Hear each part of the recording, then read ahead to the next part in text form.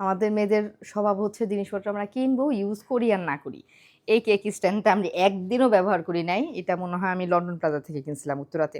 আচ্ছা, cookeries item উত্তরার মধ্যে আপনারা লন্ডন প্লাজাতে পাবেন। লন্ডন প্লাজাতে কিন্তু ভালো, ভালো কুকারিজ আইটেম পাওয়া যায়। আমার অনেক কিছু আমি সেখান থেকে কিনছি। আর হচ্ছে গুলশান ডিসিসি থেকে।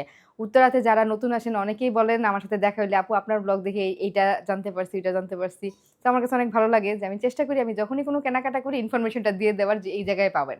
তো উত্তরার লন্ডন প্লাজাটা হচ্ছে উত্তরা রাজলক্ষ্মী মার্কেটের সাথেই ২ টা বিল্ডিং পরেই হচ্ছে আপনারা লন্ডন প্লাজাটা পেয়ে যাবেন। সেখানে নিচতলায় হচ্ছে অনেক কুকারিজ আইটেম, খুব সুন্দর, সুন্দর কুকারিজ আইটেম পাওয়া যায়।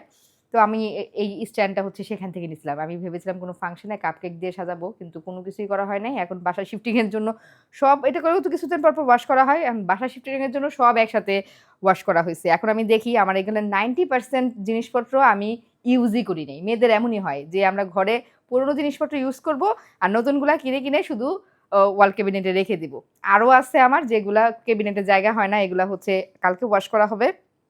তো এগুলা যে এখন আমি কিভাবে গুছাবো, কিভাবে গুছাইলে যে ভাঙবে না সেটাই আমি চিন্তা করতেছি। এগুলো এক-একটার ভাঙলে আমার কলিজার মধ্যে গিয়া লাগবে। কারণ প্রতিটা জিনিসই আমার খুব শখ করে কেনা। আর আরো আছে যেগুলো হচ্ছে আমার বিয়ের মধ্যে গিফট পাওয়া।